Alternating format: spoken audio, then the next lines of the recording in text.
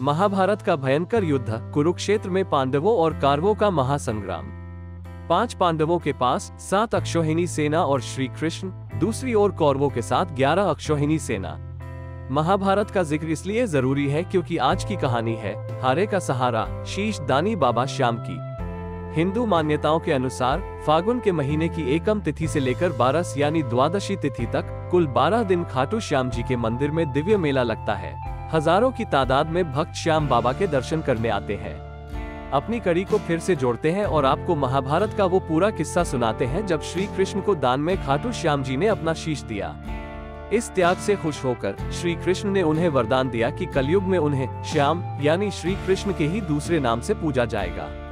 क्या है ये पूरा किस्सा और खाटू श्याम जी का ये मंदिर पूरे विश्व भर में क्यों प्रसिद्ध है? आइए इस कहानी को शुरू से शुरू करते हैं। युधिष्ठिर, भीम, अर्जुन, नकुल और सहदेव 5 पांडवों में से सबसे शक्तिशाली थे भीम। भीम का विवाह हिडिंबा से हुआ था। उनके पुत्र का नाम था घटोत्कच। घटोत्कच का विवाह अहिल्यावती से हुआ। उनके सबसे बड़े पुत्र का नाम था बर्बरीक। अब कहानी को जरा गौर से सुनिए। जिन्हें आज कलयुग में बाबा श्याम के नाम से पूजा जाता है वो और कोई नहीं, महाभारत के बर्बरीक है। बर्बरीक की मां अहिल्यावती ने उन्हें हारने वाले की मदद करने की सीख दी थी। माना जाता है कि बर्बरीक अगर किसी हारने वाले की मदद करते तो उनकी जीत निश्चित हो जाती। महाभारत के युद्ध के दौरान जब पांडव जीत की ओर अग्रसर हो रहे थे और एक एक करके जब कौरवों की सेना के वीर योद्धा भी मृत्यु को प्राप्त हो रहे थे तो बर्बरीक ने कौरवों के पक्ष में रहकर युद्ध में भाग लेने का निर्णय लिया। श्री कृष्ण जानते थे यदि बर्बरीक ने ऐसा किया तो युद्ध पूरा पलट जाएगा। इसी के चलते श्री कृष्ण ब्राह्मण का रूप धारण कर पीपल के पेड़ के नीचे बर्बरीक से मिलने पहुंचे। बर्बरीक के पास महादेव से मिले ऐसे 3 बाण थे जिससे पूरा युद्ध एक ही बार में समाप्त हो सकता था।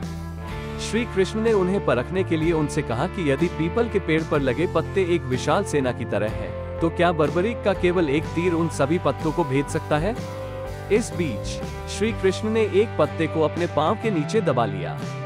बर्बरीक का ये शक्तिशाली बाण पेड़ पर लगे सभी पत्तों को भेदकर श्री कृष्ण के चरणों के पास आकर रुका।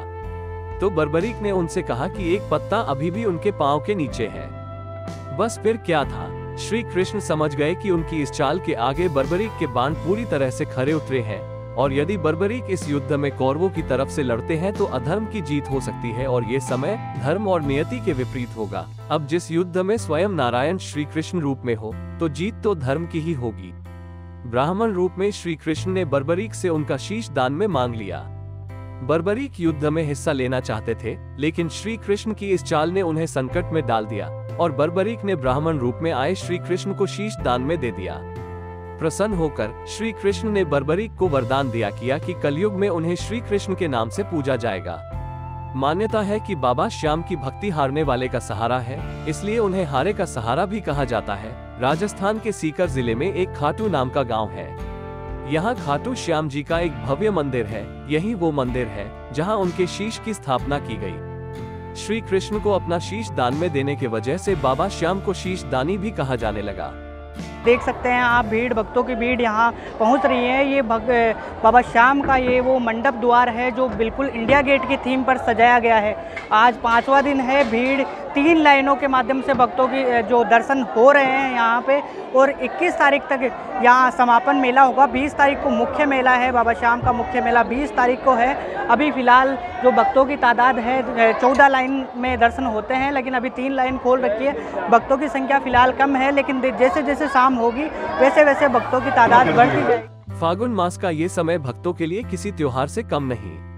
रींगस से खाटू के रास्ते पर जहां तक नजर जाती है वहीं तक बाबा श्याम के रंग रंगीले निशान और सतरंगी पोशाकों में श्याम भक्तों की टोलियां नाचते गाते धूम मचाती है। सीकर से राहुल की रिपोर्ट।